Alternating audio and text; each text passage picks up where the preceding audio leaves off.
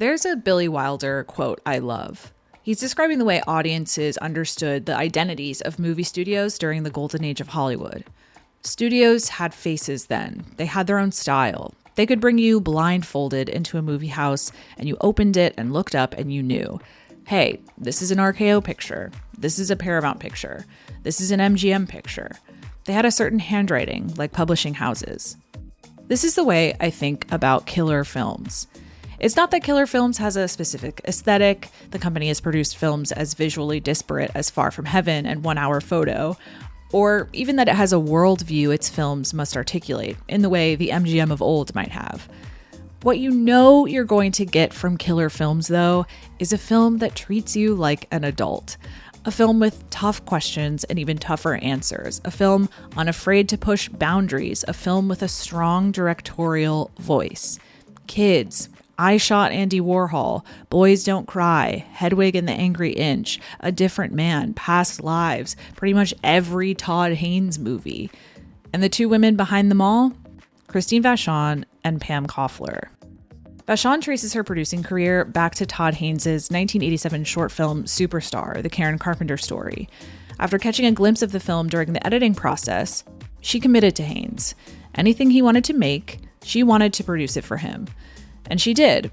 She produced his first feature, Poison, which won the Grand Jury Prize at Sundance and announced both Haynes and Vachon as key figures of new queer cinema, a term coined by critic B. Ruby Rich to describe the independent filmmaking movement of the late 1980s and early 1990s that foregrounded queer narratives.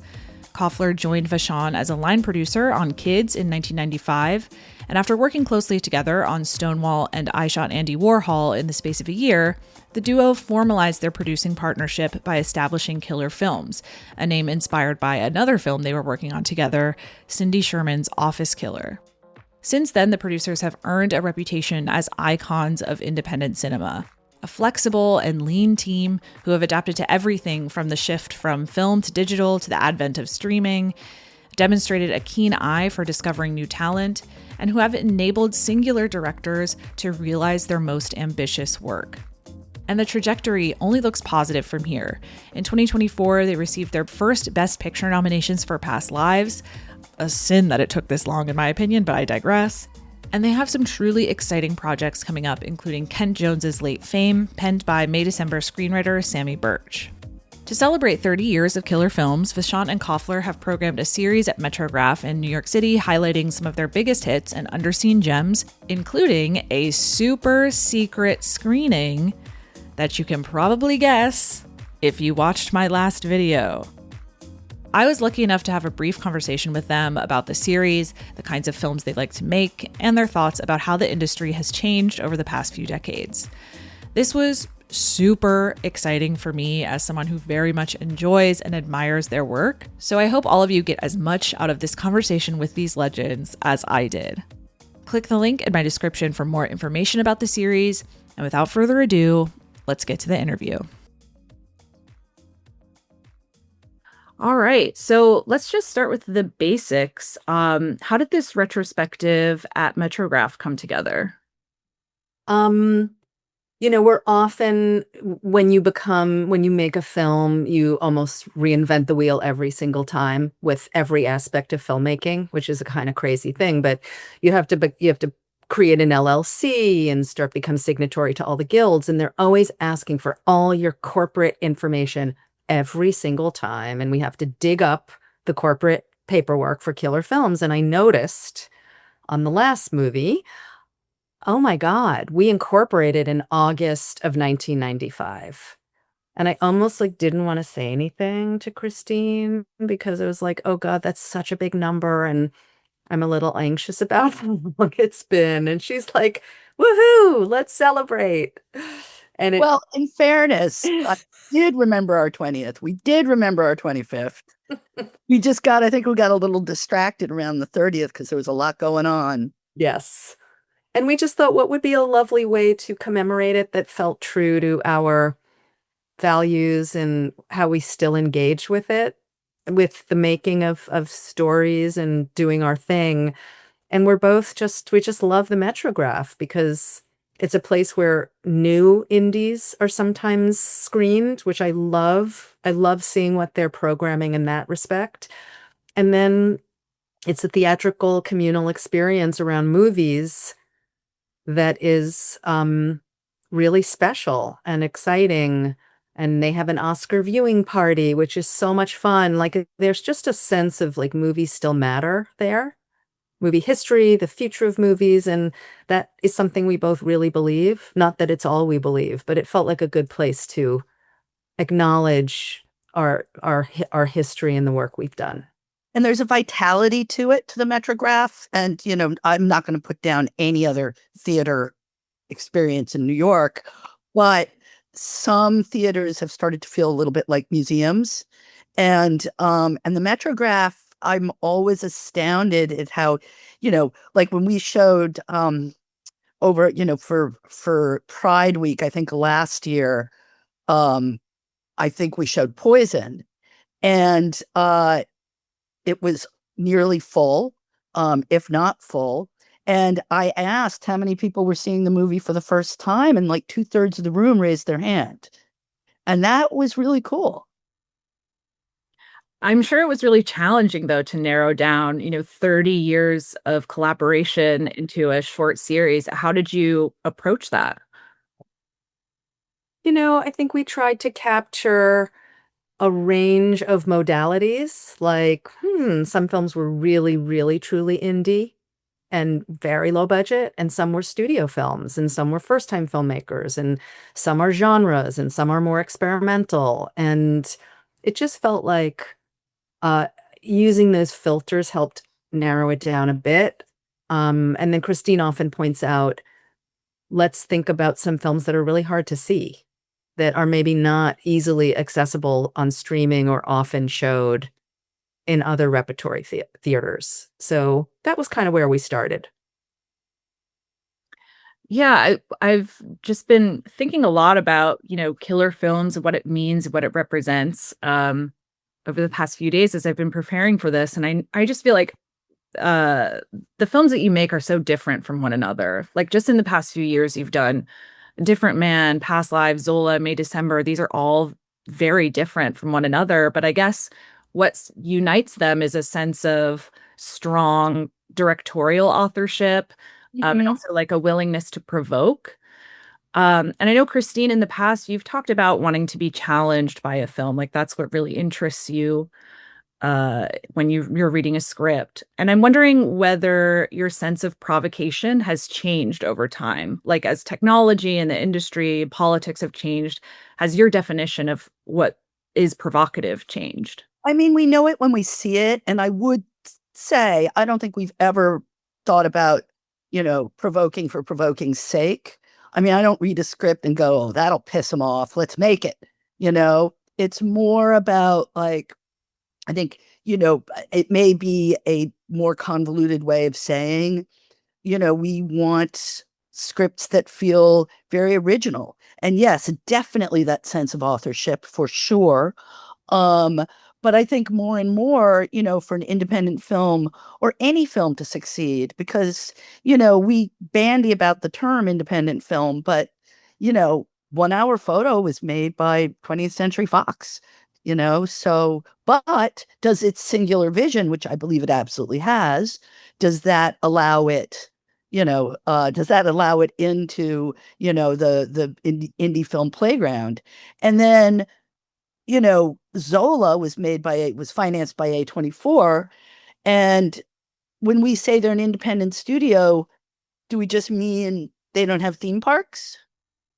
I mean, what does it mean? Yeah. So, but back to your original question, look, if we feel like it's something that feels original, that we can see a path to getting it made. I mean, I think Pam describes it sometimes as like when you see a movie, within the first few minutes, you almost have that sense of like, okay, I'm in good hands. Like this director is taking me somewhere and they know where they're going. So I am along for the ride. Even if it's a difficult movie, even if you don't understand yet what the ride's going to be, there is something intensely pleasurable about that. And that is something we try very hard to, manifest for our viewers. And I guess the thing I'd add to that is, for me, when I'm reading a script and thinking about all of these things, aside from the other million attendant concerns about how do you make the movie, who's going to see the movie, for me, it's really thematic. Like, what are the themes of this story? And are those themes in a great conversation with the form and the possibility of the execution? So that kind of is like what you're trying to do with art, and not to be so kind of high-minded about it, because that's a big word, but that's what excites me about the form, and really in television or film. Like, what are the themes? What is it getting at? What is it trying to say? And is that thing it's trying to say complicated? And kind of like what being human is. It's irreducible to one thing. So is it trying to get at that complexity? And I think I can say every film we've done attempts that with varying degrees of success. But I think the effort is admirable, and it's why great movies are great. Right. I think, understanding what's original and what speaks to the zeitgeist or these themes like necessarily means you have to stay in touch with the zeitgeist. And you're both very busy. And I'm wondering like what strategies or methods you have for staying in touch and being on top of conversations that the world is having while you're putting together all of these films. I mean, Hmm. I'd say one thing that really works for us is we made a decision a long time ago not to grow our company. So that means that we're very small, and a lot of young people come and work for us for a few years, and then they go on to bigger and better things. So that means that we have a influx of young people pretty consistently who, we may not be the ones, on Instagram 10 hours a day, but often they are. And they're the ones who can say that could kind of provide a good filter. Like, do you know about this person on TikTok? There's this show you should be watching. I can tell that that actor is going to be a breakout. So even if you can't stomach the whole show, just watch this part so that you see what I mean, or there's these filmmakers that you should absolutely know about, even if they haven't come across your brain yet. And that's a big help. I'd also say, as a sort of complement to that idea, is you will I think we've made a decision we're not ever chasing a zeitgeist. It's like Right. we're people who read and we think and we stay engaged with the work around us. But it's also just sometimes you have to go with like the things you love are the things you love, and they're just going to speak to you. Like, I talk about this little movie that I do think just should have been more widely seen that we made, which is called The World to Come. And what is zeitgeisty about that movie? It's 19th century women, one of whom journals on a farm. And yet, I think Mona's execution of it is so fresh and original and gorgeous and rich and modern that we just absolutely fell in love with the project. So is there anything zeitgeisty about that? Maybe, but it also was just the writing was beautiful, and Mona's a talented filmmaker, and that was a story we wanted to put ourselves behind. Yeah, I think I know both of you have talked in the past about how the flexibility of killer films has really helped you be successful in the long run.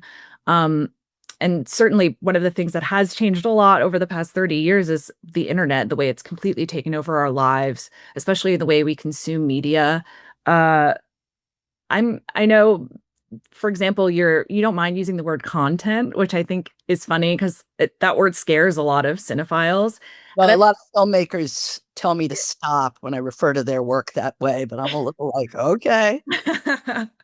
yeah, but I'm curious, like, how you think about the internet beyond, um, maybe sourcing ideas or staying on top of the zeitgeist, as we've kind of discussed. But how do you think about it as a culture and as a medium as it relates to your work as producers?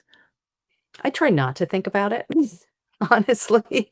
Christine is much more in the real world about the online experience, and it's there, it's obvious, it's not going anywhere, and I'm not like a Luddite about it.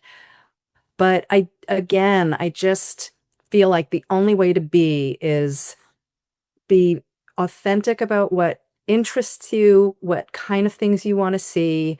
If that takes you in a direction that kind of requires engagement with like the internet, great. That's exciting and I'm interested in that. And there's again our youthful staff are constantly kind of navigating that with us. But I also think sometimes there's absolutely a way to engage in storytelling right now, kind of on its own terms. Like a great story, a great screenwriter, an amazing actor, an original director. Go. And it doesn't necessarily have to be all bound up with like how things are done right now. Distribution, probably, yes. Right. And I think on top of that, there's definitely become, stories that perhaps are better suited for one medium or another. And it kind of begs the question, which I think is you kind of started with a little bit of like, does the way we consume media affect the stories that we do actually tell? And it must, right? I mean, there's, the conversations you hear around people talking, including us, like, have you seen the new so and so movie? Yes, I have. You could wait though. You don't need to see that in a cinema. So, and what do we mean when we say that? um we mean there's something about it that is served as well on a smaller screen or on a home screen or what have you. And that doesn't necessarily mean it's not good. It just means that it's that kind of story. Right. So pivoting to a topic you've spoken about many times, but I have to thank both of you for truly groundbreaking work that you've done for and with queer filmmakers in the past 30 years and beyond. Christine, I've heard you talk in previous interviews or describe like the urgency queer filmmakers felt to tell their stories during the worst years of the AIDS crisis, and how underserved the queer community was in terms of seeing stories about themselves on screen. Things aren't exactly a cakewalk for, LGBTQ people today, Oh, yeah. but it's changed a lot and in many ways for the better. I know queer film is kind of a nebulous, like undefinable term, but I'm wondering how you think about your role as a founding figure in the new queer cinema movement, and like do you feel a similar sense of obligation maybe to enable these stories today, or how has that changed? I don't think I ever felt any sense of obligation. I think I saw an opportunity. I saw an opportunity, and we were in the middle of a devastating crisis. And how do what is a human/humane response to a crisis? It's to tell a story and humanize it. I mean, there was certainly around, say, a movie like Boys Don't Cry, which we didn't make out of a sense of obligation. We made that movie because it was a terrific story. It was a fascinating story, but it was also extraordinary to me how many people came up to me and said, I never thought I'd be able to understand somebody like that. And because of your movie, I did. I put myself in his shoes, you know? So, right, now I think we're at another intense inflection point. I have the news on behind us, and I just glanced up to see ICE moving a whole bunch of people out of their workplace. And the stories seem to be one of the tools to help us get out of these mindsets of racism, prejudice, homophobia, etc. Um, so thinking about this retrospective at Metrograph, I think, as you said, Metrograph is really great. I think New York is really lucky to have it, but a lot of independent theaters around the country are struggling to stay open. And independent films have to fight for screen time in these chain theaters that are, mostly housing big IP films. And I'm wondering what your perspective is on the role of independent theaters in sustaining independent filmmaking in 2025 and how maybe that compares to how it's been historically. Hmm. It's a good question. Just historically, there just were so many more. There were just so many more places to go. And that intersected with there were so many fewer options to see movies. So, obviously, the crisis of not enough distributors and not enough. It's interesting. I guess it is a question of both screens and distributors. But to start with distributors, it's a constant conversation in our circles that's where it begins, is more distributors with innovative business plans to bring movies into the theaters and then figure out how to both make that a business and the other ancillary ways that the movies then go on Right. to earn back their budgets so that those budgets make sense. So in our conversations, it really does seem to start with distribution, but I'm sure the issue of actual real estate is connected. Precisely how is probably evolving.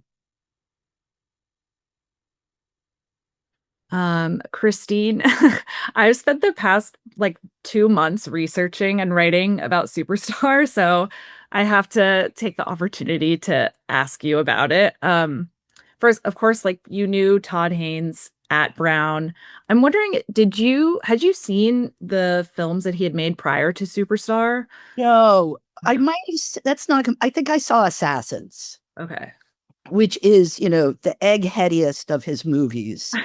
Um, and but Todd and I kind of missed each other at Brown because he took a year off, and then his freshman year I was a sophomore, and we met each other briefly, but we didn't really run in the same circles.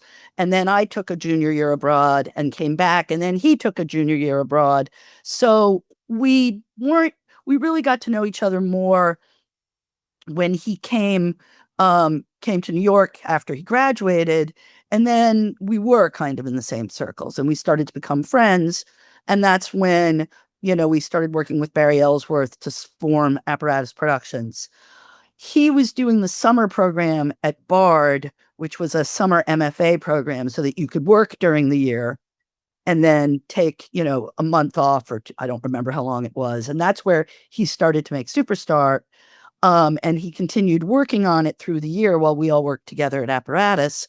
I had a little bit of experience in an edit room, like actually what my job on Betty Gordon's movie Variety was preparing for the sound mix, doing things that I don't think exist anymore, like bringing in reels of sound and setting, having all the different physical reels, etc. But that's how we had to make Superstar. So I got in there and helped him, and spent a few weeks in the edit room helping him put that together, and got to see the movie, got to see him cutting the movie, and got to understand what an extraordinary piece of work it was. Right. So what was it about Superstar, do you think, that kind of tipped you from going, okay, this is a very talented filmmaker that I've been collaborating with in Apparatus, all the way to actually, this is potentially one of the greatest filmmakers of his generation. Was there something specific about it that you noticed during those sessions on the Steam Deck? That makes me sound a lot smarter than I am. What it really was that at that time, you know, filmmaking seemed very divided into anti-narrative, highly experimental films like The Collective for Living Cinema showed, or the one near me that now I can't remember, the Millennium, you know, and Hollywood films, and this idea of a kind of personal narrative. It's not like it didn't exist. I mean, it's what Cassavetes was doing, obviously. It's, a lot of filmmakers were doing it. But I hadn't seen so much of it that felt like it was part of my time, right? And Todd would have described himself at that time as a highly experimental filmmaker. And when I would go to the Collective to see movies, I would usually be bored out of my mind because, there wasn't any narrative, and often they were flicker films or what have you. And when I saw Superstar, it was like, oh, okay, I get it. Now you can make a film that is highly experimental in so many ways, but is also something incredibly entertaining and relatable. And in fact, the Collective turned the movie down because they said it was too entertaining. So that's where we were at in 1988.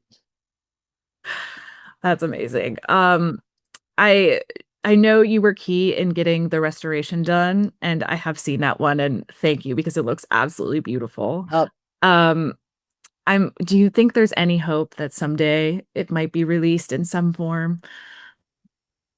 I mean, I think that I think it would depend. Richard Carpenter is still alive. He has been adamant.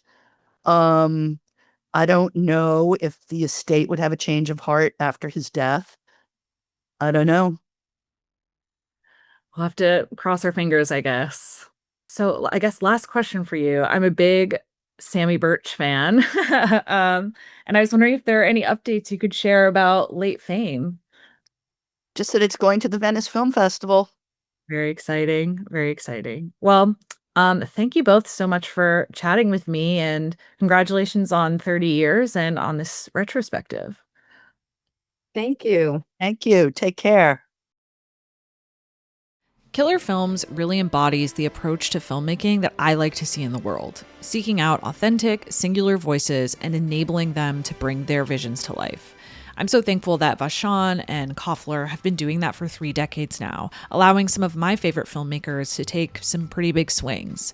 I'm also lucky to be part of a company that is taking a similarly scrappy, adventurous, and creator-forward approach to entertainment online. Nebula is an independent, creator-owned streaming platform specializing in thoughtful content where you can watch the work of your favorite YouTubers completely ad-free. The best thing about Nebula, though, is that those same creators will give early access to their latest work or post exclusive content that you can't watch anywhere else. And that's often much more ambitious than anything they've ever made before. It's cool to see people making interesting, prestige projects they've been dreaming about making. Patrick Willems is making a short film with some very talented collaborators. Philosophy Tube filmed a play she staged in London. And recently, I've been living Maggie Mae Fish's series Amy's Dream House, which you can kind of think of as Pee-wee's Playhouse, but like for adults with adult problems. Sometimes it's just nice to see very relatable, serious things conveyed in an extremely whimsical way, like in this scene where she's literally job hunting, or in the second episode where Amy decides that actually becoming hot will fix all of her problems, because that's how that works, right? Right? Right now, you can get access to all of this exciting work and everything else on Nebula for just $3 a month, which is a 40% discount, by the way, when you sign up for an annual plan at go.nebula.tv/BeKindRewind. After you've seen all of the cool things Nebula has to offer, you can pass on the good word by snagging some gift cards for your friends or even sharing week-long guest passes so they can try Nebula without having to input any credit card information. And if you're really loving your experience, you can get a lifetime subscription. Pay once, log in, and enjoy access to Nebula no matter what, forever. All of this exciting personal work is funded with subscriptions, so your support goes a really long way. Check out this QR code right here, or click the link in the description below to grab your discount, support the channel, and explore Nebula for yourself.